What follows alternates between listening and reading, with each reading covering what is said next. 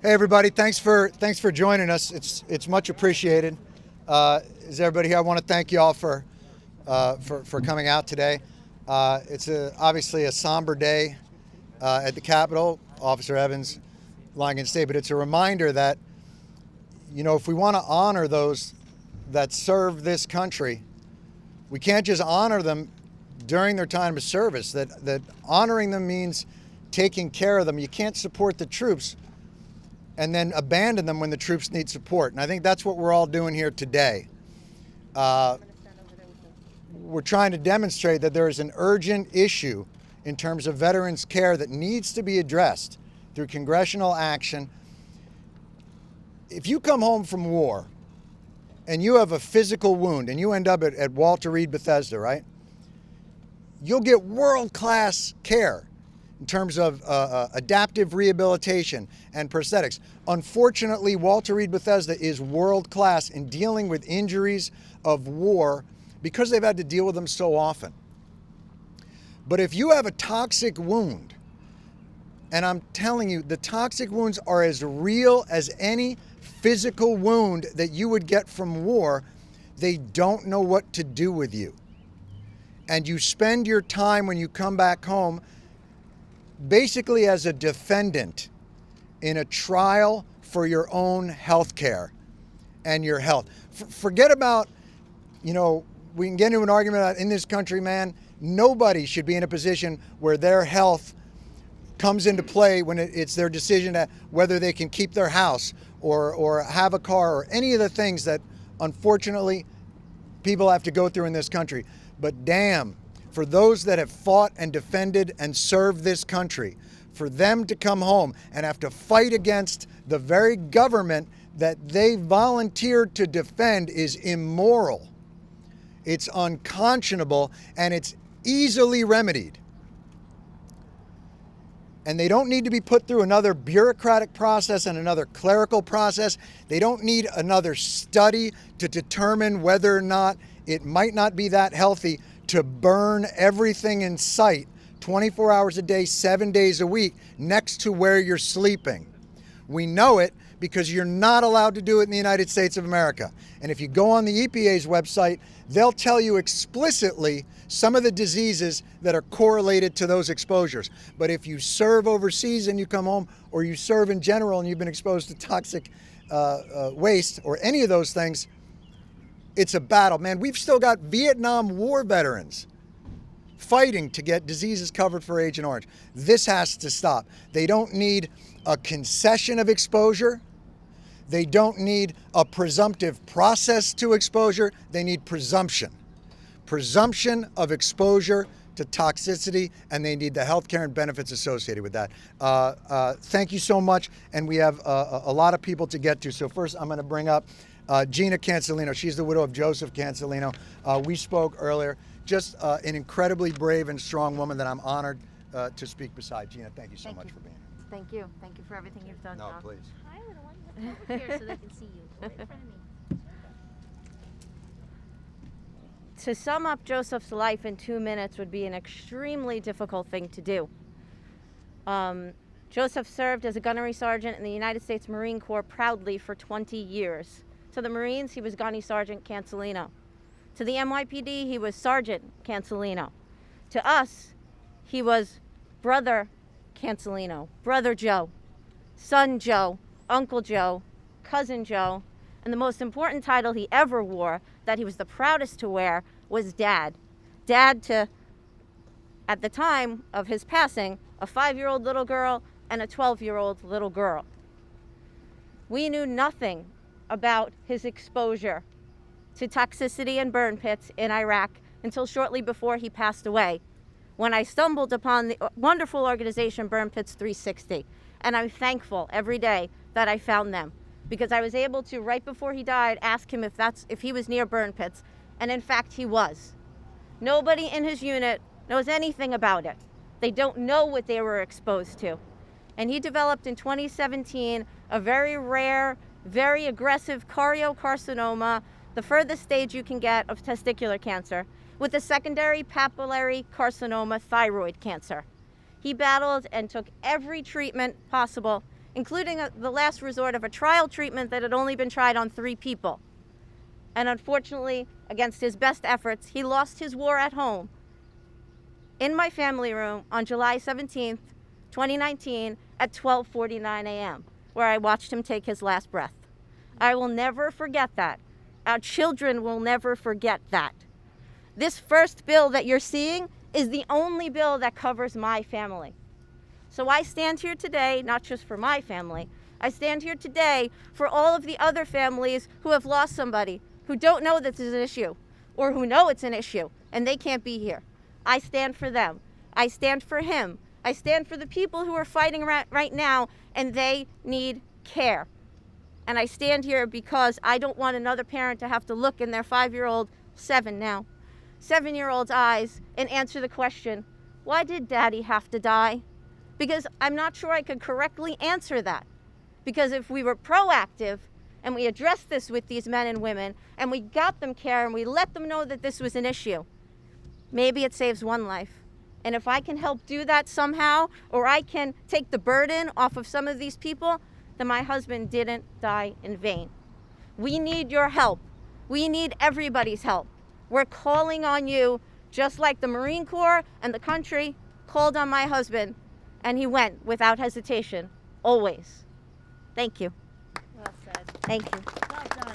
Next up, we have Cindy Almond, burn pit advocate, survivor, and she works with the Jason Howard family. Thank you. Thank you. Thank you. Thank you.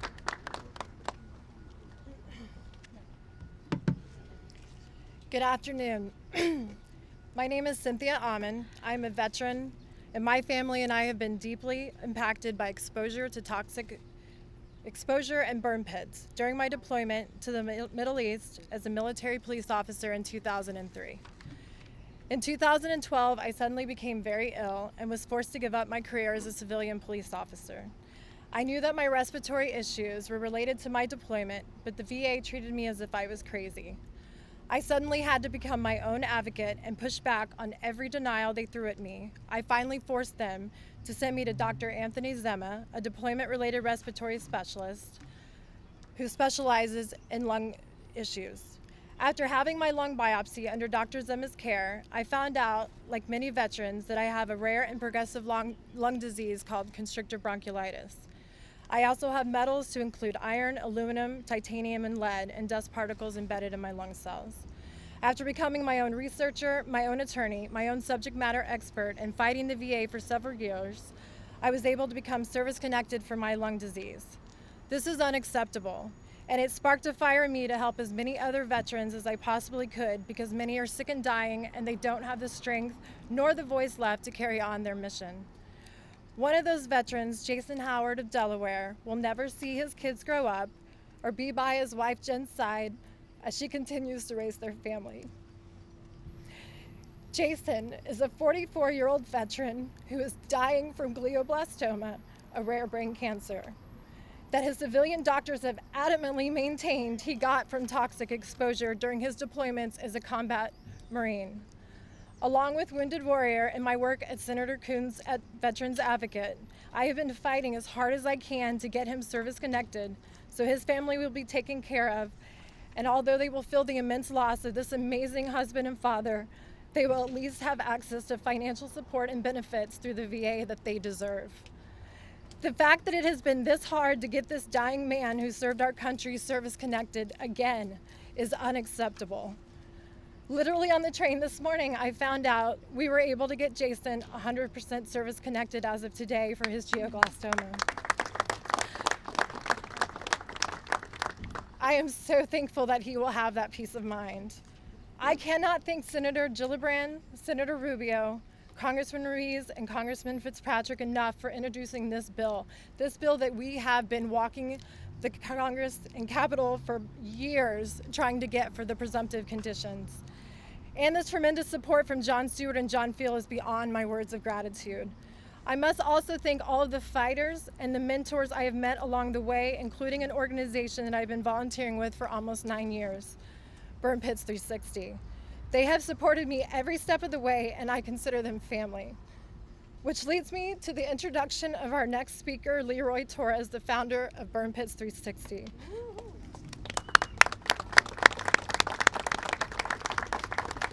He and his wife, Rosie, are the epitome of strength, courage, and tenacity. Leroy.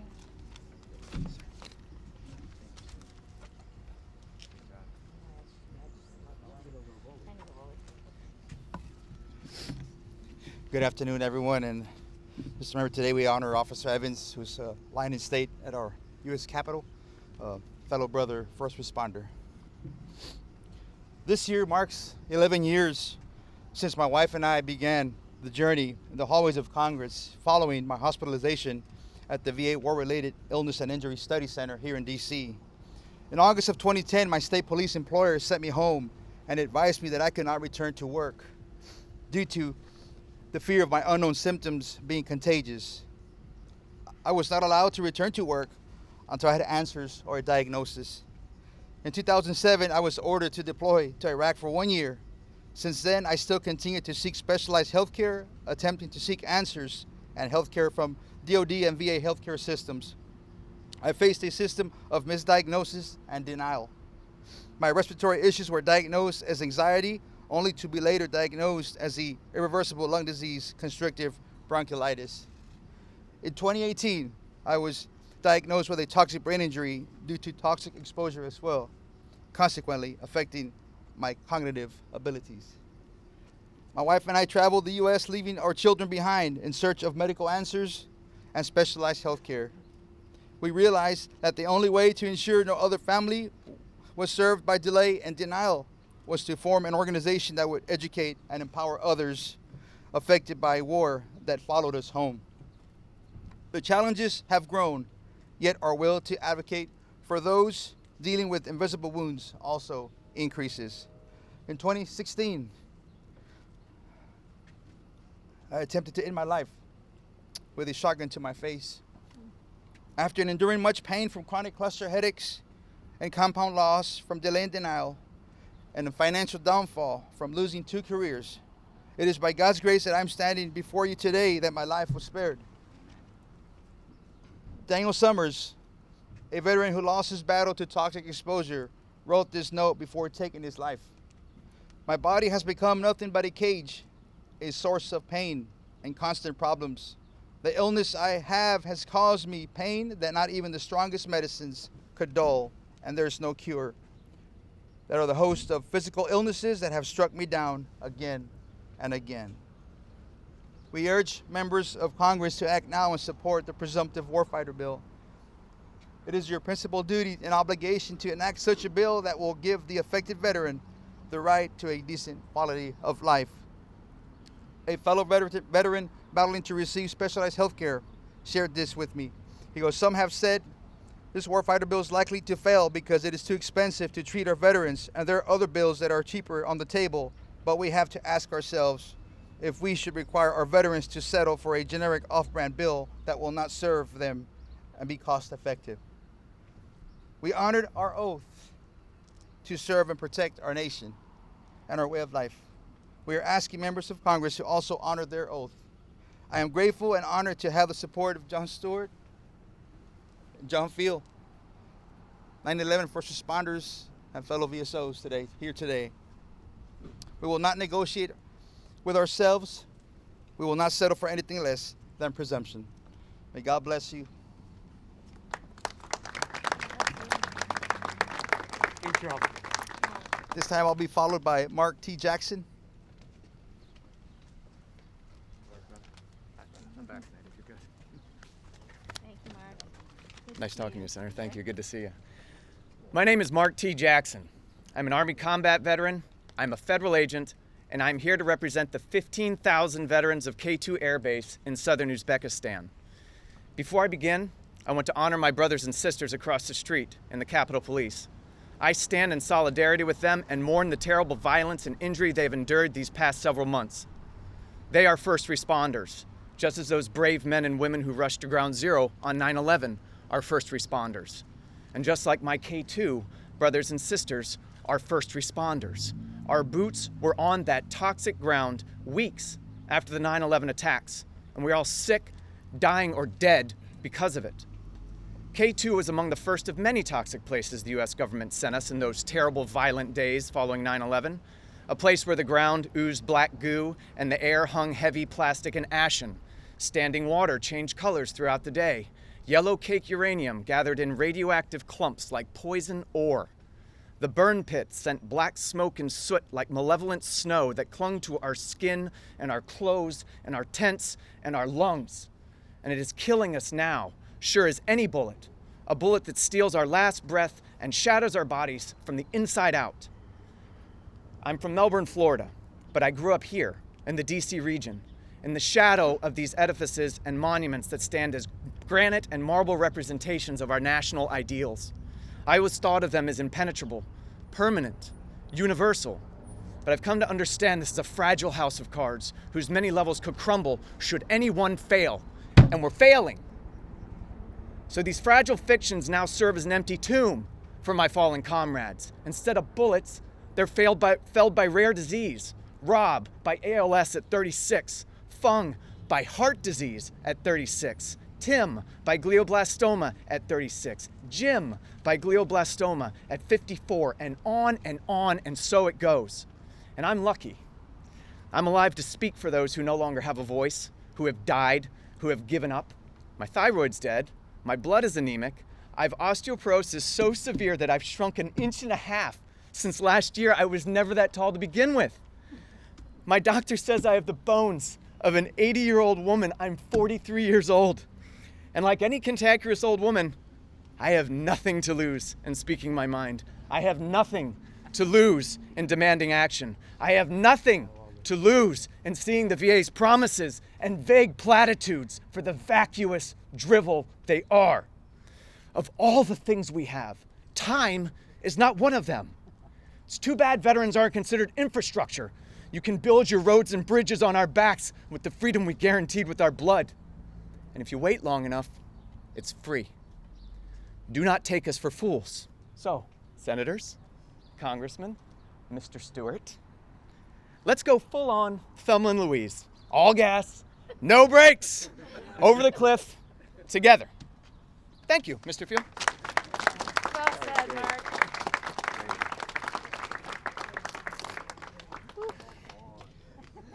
I got nothing. I'm actually, I left my mask, I'm sorry. Okay, thank you.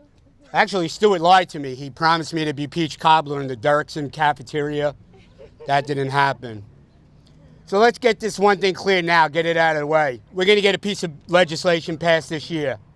That's a guarantee. Write it down. It's a guarantee. Let's have the conversation now because the VA is watching this. Start thinking about how you're going to implement a system for the influx of men and women who are going to come your way. That's the conversation we should be having. You heard the pain and suffering. You heard the personal stories. See, I lived that for the last 20 years with 9/11 responders and the survivors. Our stories parallel each other. John and I, over the last couple of days, are asking, well, why are you guys doing this? Because the stories are so eerie similar. The same cancers, the same respiratory illnesses, and the same thing, the same common denominator, jet fuel.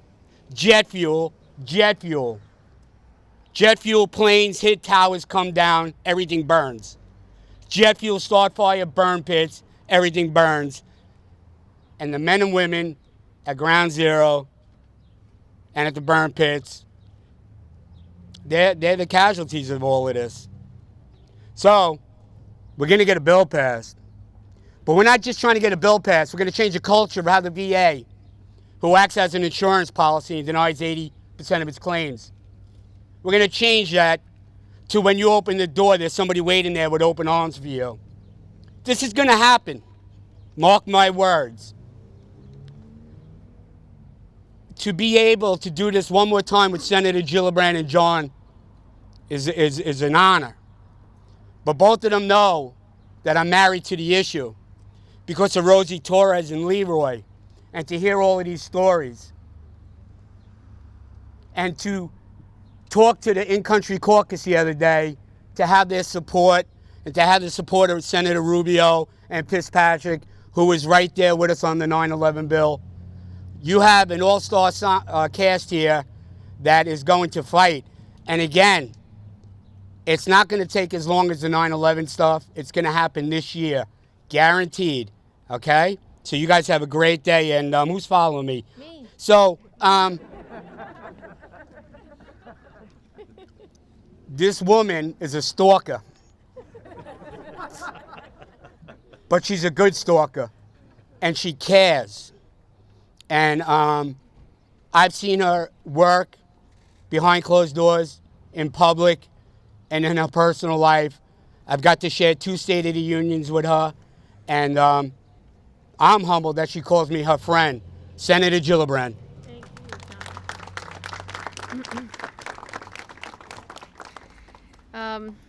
This is a humbling moment for all of us as we have another fallen Capitol policeman lying in state. We have a country torn apart, and we have promises that have not been kept. I want to thank everyone that's here. I want to thank John Field.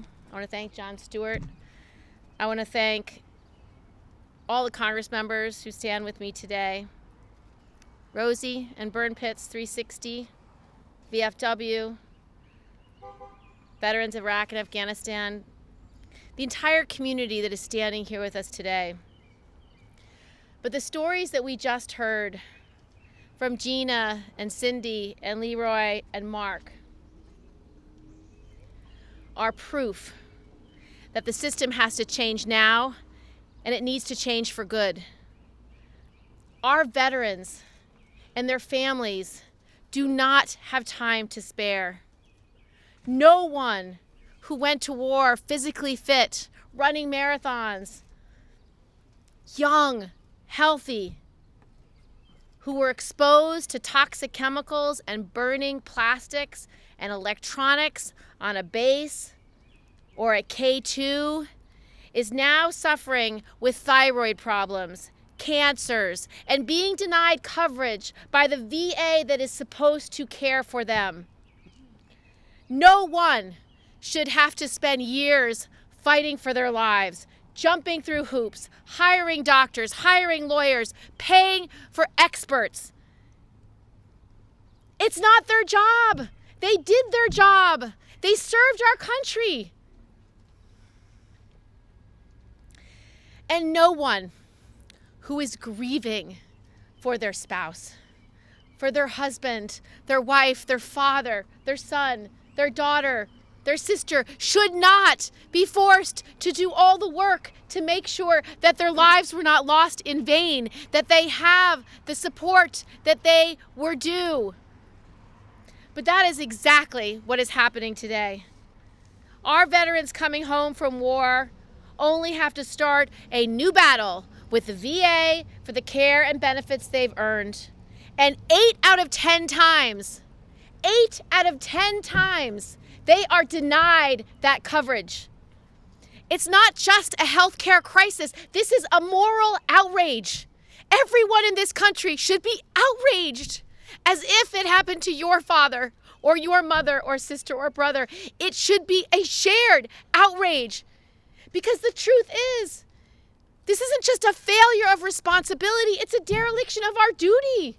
We tell these men and women who go to war for us, who stand tall for our values, who sacrifice everything for this country, that when you come home, we have your back. Well, we don't. We don't have their back. We make them beg for the health care that is owed, that is due, that is needed to survive. And for those who say it is too expensive, you gotta be kidding me.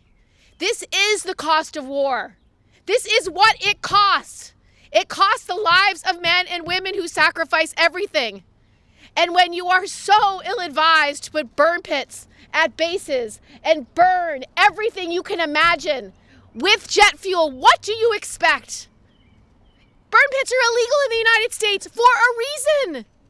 So the absolute clear dereliction of duty towards these men and women is on us. We are the ones who are failing them. When Jon Stewart and John Field came to me after we finally passed the 9/11 health bill and started talking about the next battle we had to wage, I was all in. I had fought this battle already for the Blue Water Navy vets because I've been sitting on the Armed Services Committee now for 10 years, and I can tell you, we turn our back on our servicemen, men and women, day after day because it cost too much money. When the VA denied coverage for Agent Orange survivors from Vietnam, they did it because it was about money. When they carved out the Blue Water Navy vets and said, we are not going to cover them, it was because of money. And when they deny 8 out of 10 benefits for men and women who fought the war on terror and were exposed to horrible toxins at burn pits, at bases across this globe, and at K2, they are denying it because of money. We must be better than that. This country must stand for more than that. And so I urge my colleagues, do the right thing. Pass this bill now. This is what we owe the men and women who stand for America and stand for our country. God bless you all. Our next speaker is Senator Marco Rubio, and I can tell you, we cannot do this alone. It has to be bipartisan every step of the way. And Marco is showing what that looks like, and that is why he is leading the charge. I wouldn't call her a stalker. She's persistent. And she's an incredible advocate on this and so many other issues. And it's a pleasure to work with you. I wish we didn't have to work on this. But we do. You know, even at this very moment, somewhere in this country, a young man or woman is being recruited into the armed forces of the United States with a fundamental promise, and that is that if you're going to have the opportunity to serve your country, you may be sent to dangerous places to do dangerous things, but when you come home, we're always going to take care of you. It is a fundamental promise this nation stands behind and makes, yet isn't living up to when it comes to the stories you've heard here today, powerful stories that we can't add anything to other than to say that we have an obligation to act. It's an issue I don't really understand the opposition to it. Part of the opposition is, well, they want to study it further. Well, we don't have time for studies. This is people who are being impacted by this don't have the benefit of a 7-year study where some expert will eventually conclude that perhaps whatever it is they'll conclude, it'll be too late. It'll be too late by then. This is happening now, and for too many, it's already too late. And so I hope that common sense will prevail. Because at the end of the day, even if for those people that say, well, this has not been conclusively linked and all these other arguments they make to me, I ask them, well, what's the worst possible outcome that could happen here, according to them? The worst possible outcome, according to their view of this, would be that a man or a woman who served this nation in a dangerous place in uniform is going to get medical attention for a condition they've come down with here stateside after their service abroad. How is that a bad outcome for the country? And I think Senator Gillibrand has pointed out to those who argue about the money, then don't write checks that you don't have funds in the account for. Because this is the price of sending men and women to dangerous places to do dangerous things in uncertain environments. And I hope that we will act. I understand there's some outlets in Spanish. I'll have to skip the Portuguese version, but I'll do the Spanish one. I don't know Portuguese, but muy brevemente. Nosotros tenemos una obligación a los hombres y mujeres que nos representan, que van al extranjero y nos sirven en uniforme en lugares bien peligrosos. Y ahora tenemos a estas personas que han regresado con enfermedades raras, costosas, y no quieren darle cobertura. Y no entiendo cómo no vamos a cumplir la promesa que se le ha hecho a los hombres y mujeres de las Fuerzas Armadas de este país, que siempre los vamos a cuidar. Esta es una ley que tiene que pasar ya no hay tiempo para estudio, ni hay tiempo para mucho debate sobre esto. Hombres y mujeres, veteranos que sirvieron a este país, no tienen el tiempo para esperar, están sufriendo y hay que actuar en este momento. And now Dr. Ruiz, U.S. Representative Ruiz will follow me. Thank you. Thank you.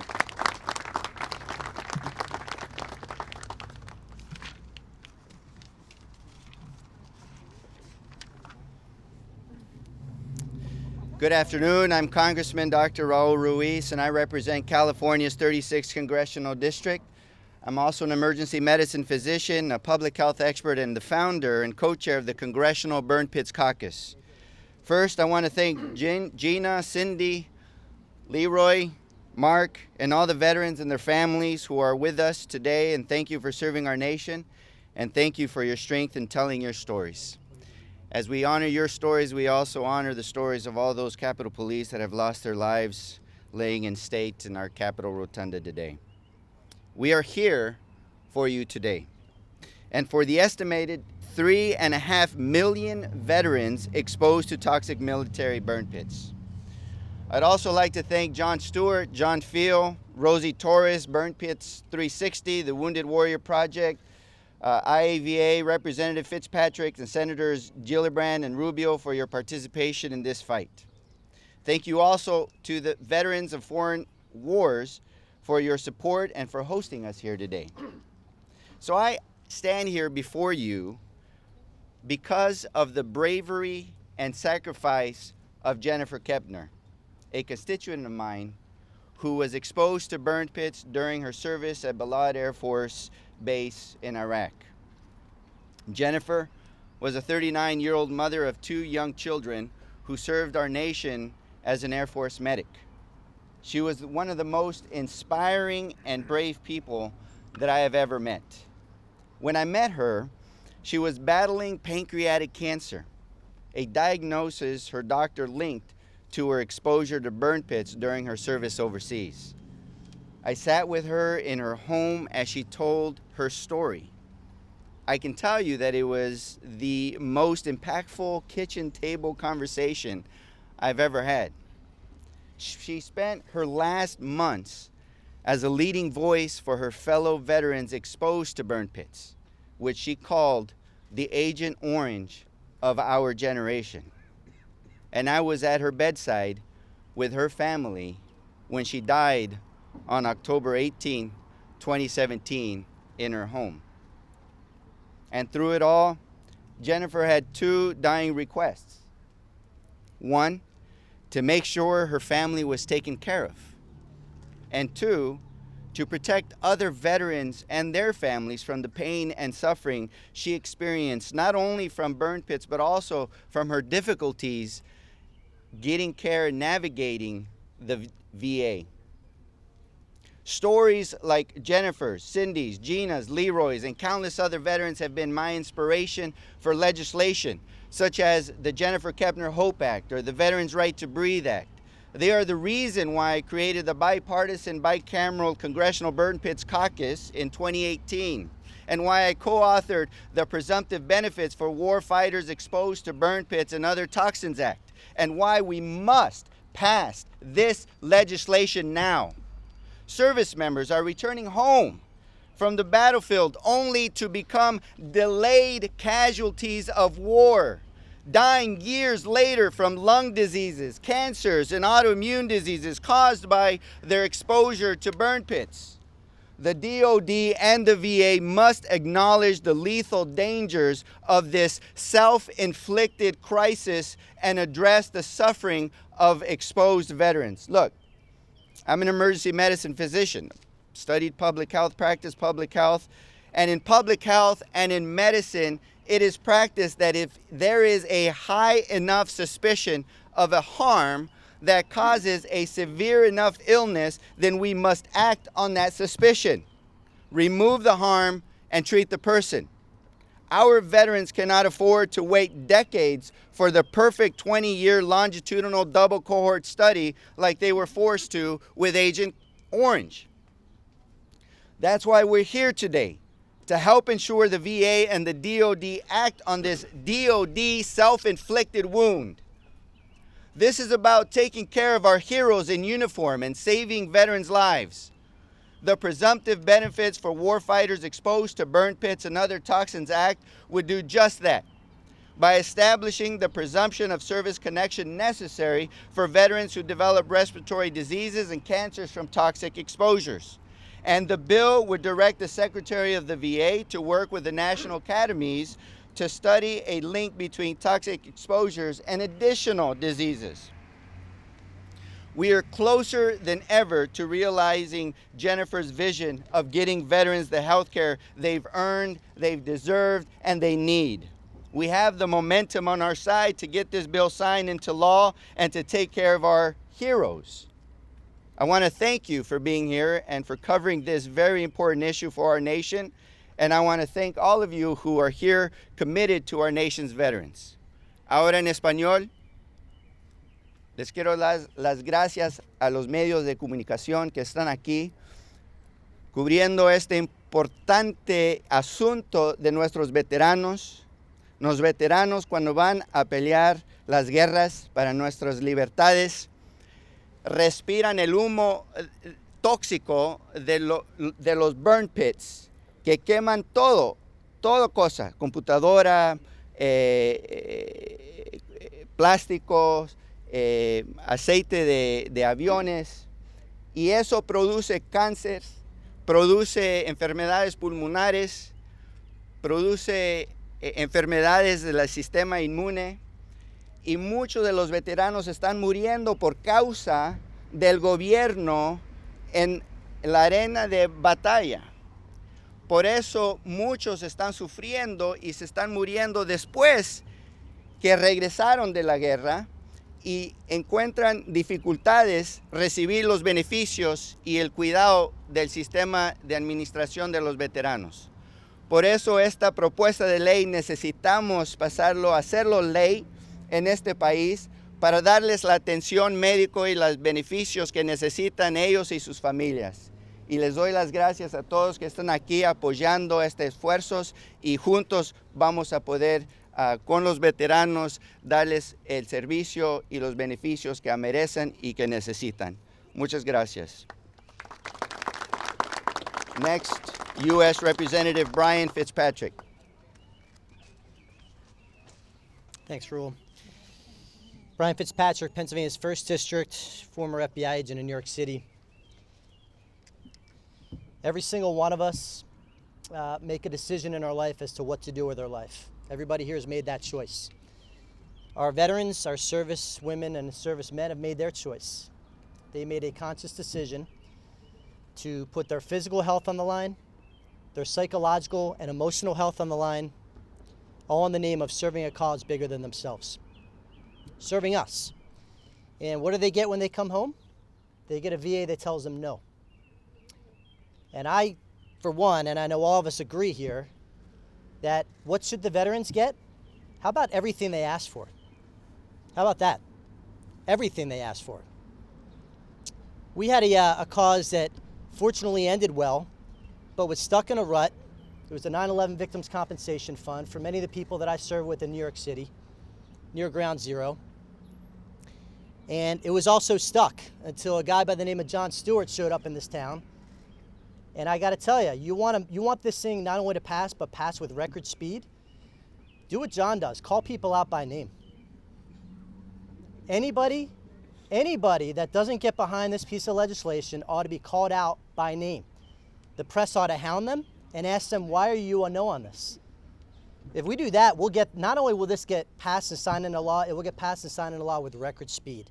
And I think we all ought to commit to that. That's what we all ought to commit to. So next we're going to invite Tom Porter, Executive Vice President, Iraq and Afghanistan of America. Thank you, Congressman. Thank you all for being here. I want to first start out by saying, as a former congressional staffer who's benefited from the security provided by the Capitol Police, I just wanted to salute the service of Officer Evans and those of the Capitol Police Force that have given their lives previous to him. So my thoughts are with them today and his family. Want to say first, I work for IAVA, Iraq and Afghanistan Veterans of America. I run their DC office. I'm a Navy veteran, and this issue is also very personal to me because I've got asthma from my deployment to Afghanistan over a decade ago, and so this is a really important issue for me and for many of our members. I want to illustrate to you exactly how deep this is in our community of post 9/11 veterans. So first off, VA estimates that as many as 3.5 million veterans have been exposed to burn pits and other airborne toxins during their deployments. We do a survey every year at IAVA of our post 9/11 veteran community, and so just to show you how broad this is, 86% of our respondents to our survey, post 9/11 veterans, say they've been exposed to burn pits. 86%. And then of that 86%, a full 89% say that they are experiencing healthcare problems and symptoms as a result of those exposures. That's massive. And so what happens when they try to get healthcare at the VA? They get turned down 80% of the time. That's unacceptable, and we've got to pass this Warfighters bill. That's why we're here today. We're going to get this done. I'm here for everybody in our community who's been exposed and suffering because of these pollutants.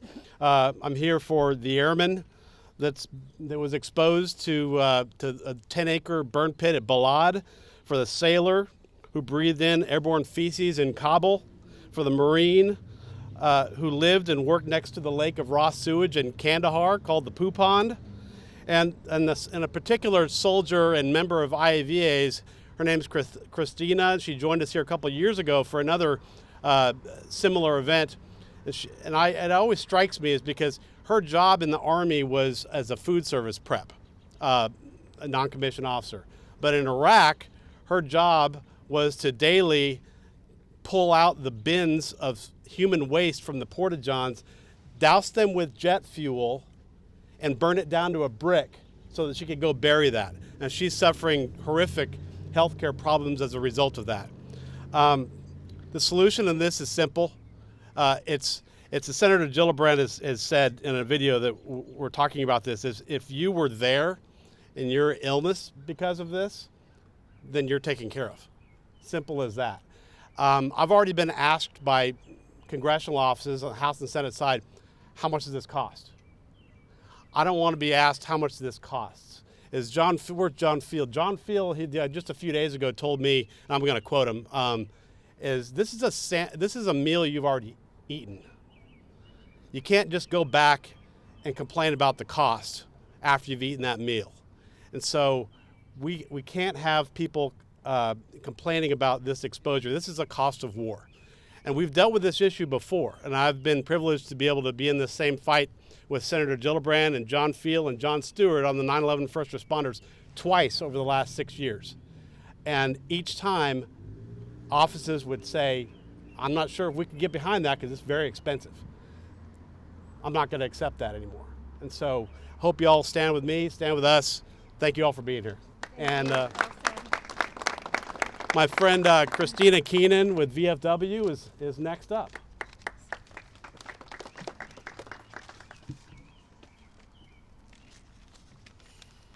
Good afternoon. I'm Christina Keenan, Associate Director for the National Legislative Service of the Veterans of Foreign Wars. We are so proud to host this press conference in front of the VFW building today, only steps from our nation's capital, and to have the opportunity to discuss one of our legislative priorities. The VFW's top legislative priority is comprehensive toxic exposure reform. The Warfighter Act is a great step in taking care of the millions of men and women exposed to toxic hazards during their military service overseas. Veterans like myself and others may never know what we were exposed to when we were serving. And without legislation like this, the burden of proof falls too heavy on veterans when they develop serious health conditions linked to their service. We must take care of those who are suffering due to toxic exposures linked to burn pits and other toxins, and provide protections for those who may become ill in the future. Let's not let burn pits become the next Agent Orange. Let's learn from the mistakes of the past and take care of our veterans now.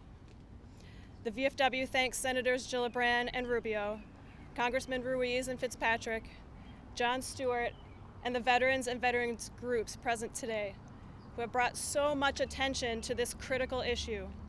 We look forward to the day that toxic exposure legislation is signed into law. Thank you. And I want to introduce Dan Brewer, Lieutenant Colonel, retired U.S. Army, former environmental officer.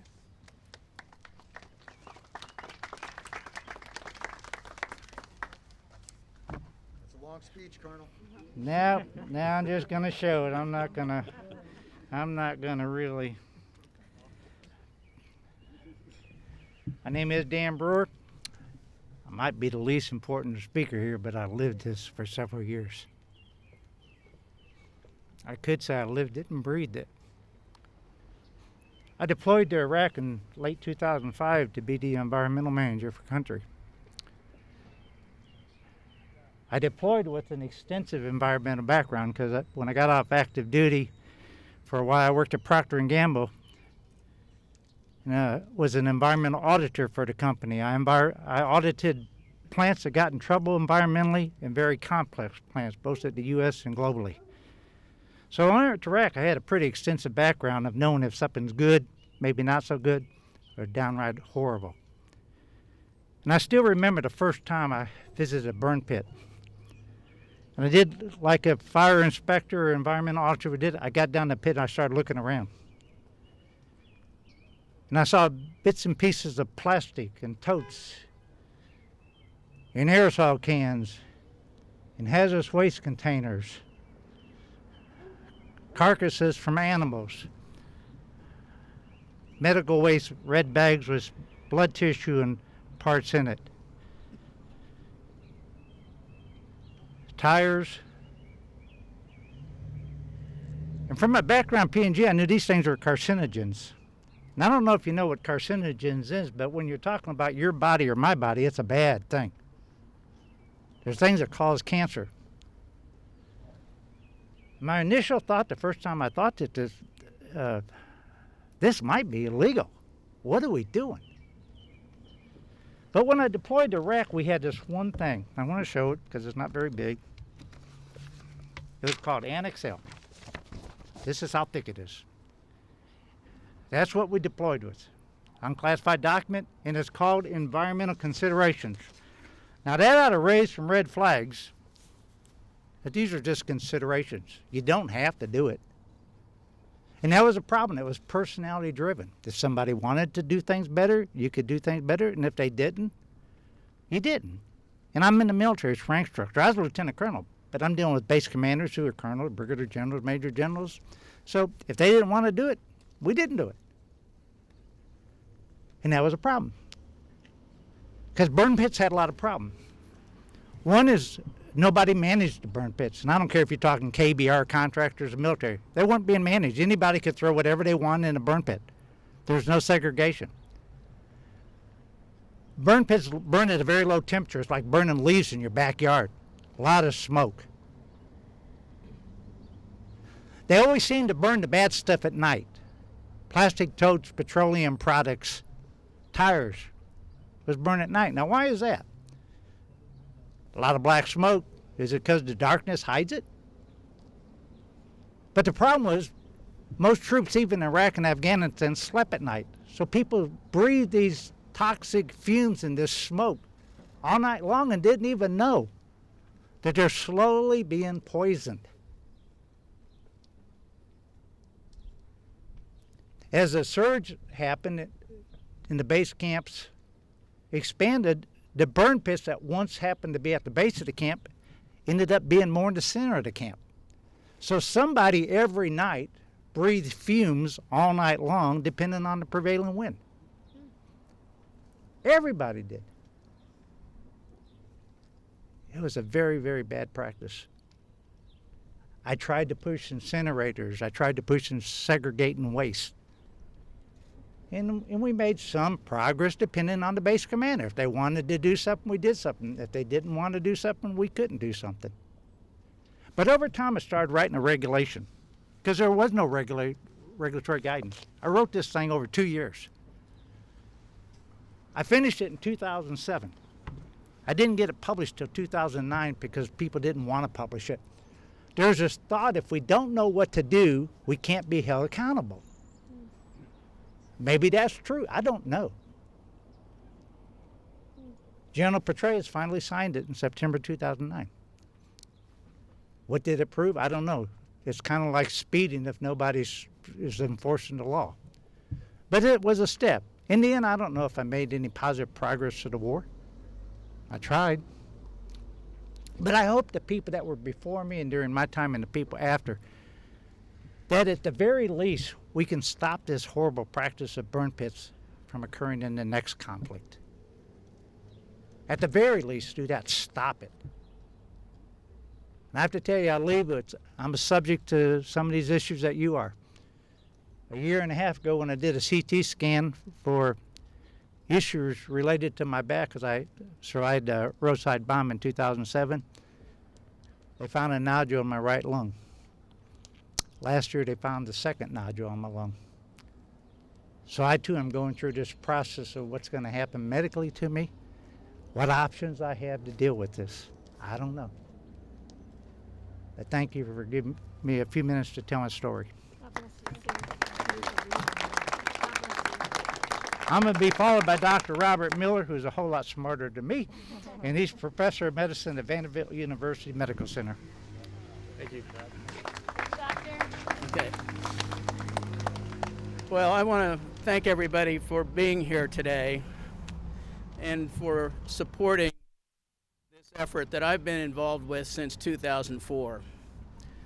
This is how it started for me. I received a call from Fort Campbell, and it said, "We've been deployed for a year, and people that are coming back are short of breath, and we don't understand why." They had had all the usual studies, and nobody could explain why they were short of breath. They were very much like Leroy Torres, and they had been evaluated at Fort Campbell and elsewhere, and they didn't have an explanation, and a lot of people dismissed their complaints.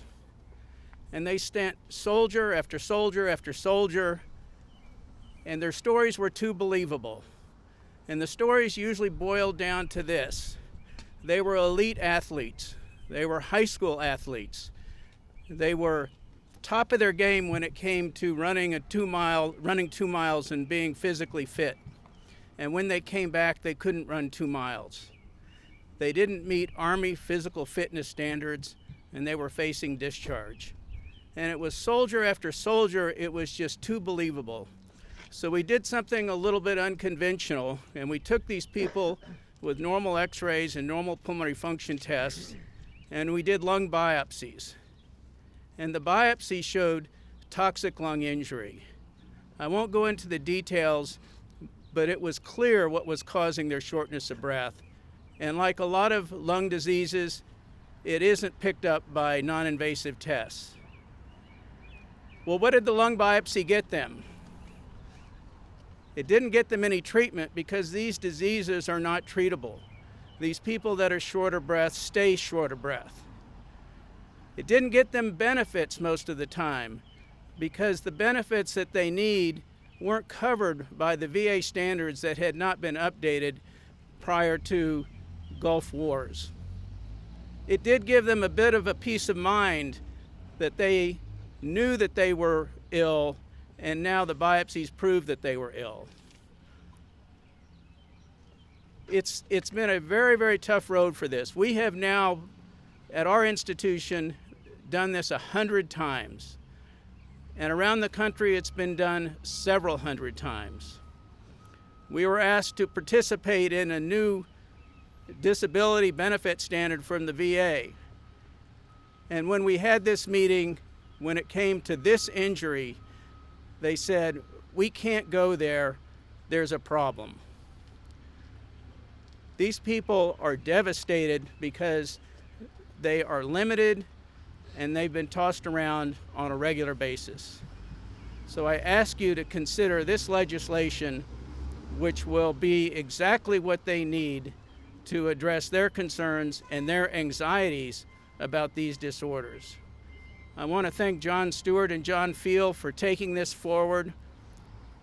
I've been involved for many years, but I was afraid it was going to be a lot like Agent Orange. And I think with their help and the congressional leadership that we have here today, that this is going to be a much shorter course. Thank you very much.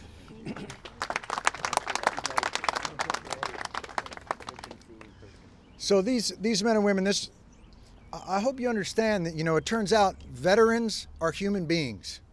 They're not just flags, they're not just bumper stickers, they're human beings.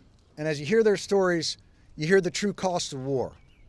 And I urge you, when this is over, to please seek them out and hear their stories individually and amplify them so that the country can understand.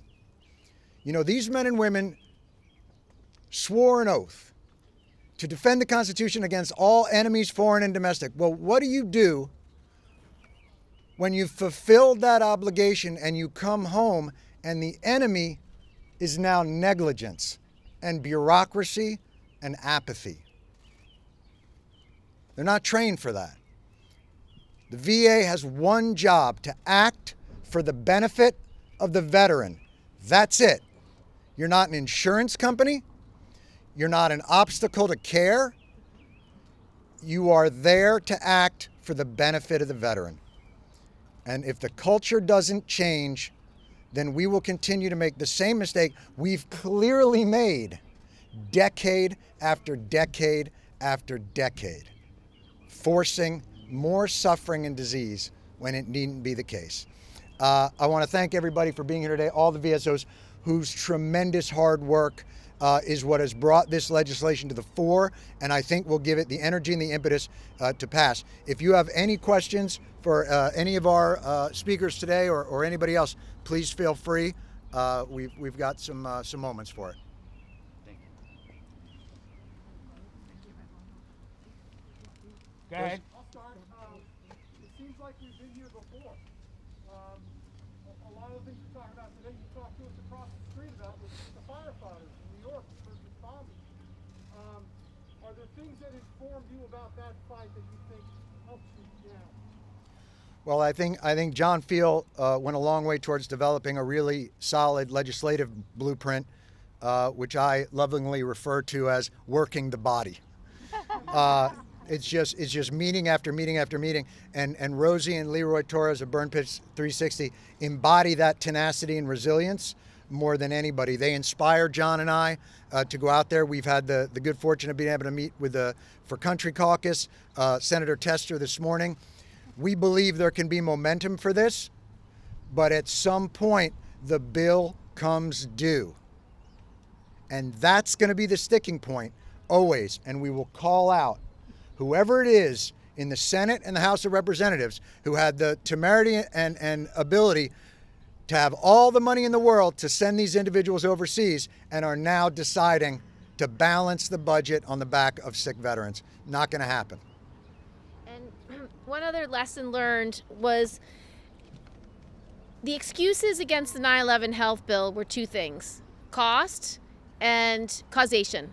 And we've spent the last nearly 20 years building the epidemiology and showing how when buildings crushed steel and glass and electronics and clothes and debris and every type of waste is crushed with the accelerant of jet fuel, these are the cancers that are caused. So it's very similar. And so just as described by Dan Brewer, who saw what was being burned, that was the same stuff that was burned on 9/11. So I believe there will be less hemming and hawing, less delay because there's no proof. The proof's already been established, and so the scientists already exist. It's why we want to have medical monitoring for this community immediately. So when diseases start to develop, they're treated properly with the right medicines at the right time, and not all the delay in treatment that a lot of our first responders suffered, and now a lot of these veterans coming home are suffering because their local doctors don't know what's going on. So we've learned so much in the fight for the 9/11 health bill. It will all accrue to the benefit of these veterans because the fights are so paralleled. How bipartisan is this right now? How many lawmakers have signed on in the House and the Senate? And how the cost of what this will end up? So we don't have a cost because CBO won't give it to us yet. But whatever it is, we should pay for it, and we should make people well aware this is the cost of war. And then second, Marco Rubio is our lead in the Senate, and the Congress members here are the leads in the House. And we will make this deeply bipartisan. The other bills are deeply bipartisan. They're just not as thorough and not as complete as this chart shows. So I believe we can get those additional Republican and Democrats to support this bill. I think it will be widely bipartisan by the time we get a vote on it. Do you have a sense, have you heard anything from the White House on this? And do you have a sense of how many people this would actually impact right away? I have. Do you want to speak to it too though? Have you talked to? I have talked to the VA secretary and individuals in the policy arm of the White House, and I'll be speaking with them later on today. And I'm hoping that they also can understand the urgency of it and the scope of it. And I've spoken to President Biden. I spoke to him last on 9/11 while we were at the 9/11 memorial ceremony in New York. And I told him that we were working on this bill and we hoped he would sign it. And he expressed, which he's done publicly, his gratitude for the work of these veteran service organizations and advocates, because he believes his son, Bo, died of brain cancer due to the exposure to burn pits during his service. And that's his personal view. But the commitment of everyone standing here is something that he was deeply grateful for. And I believe having that kind of support from the White House will make an extraordinary difference.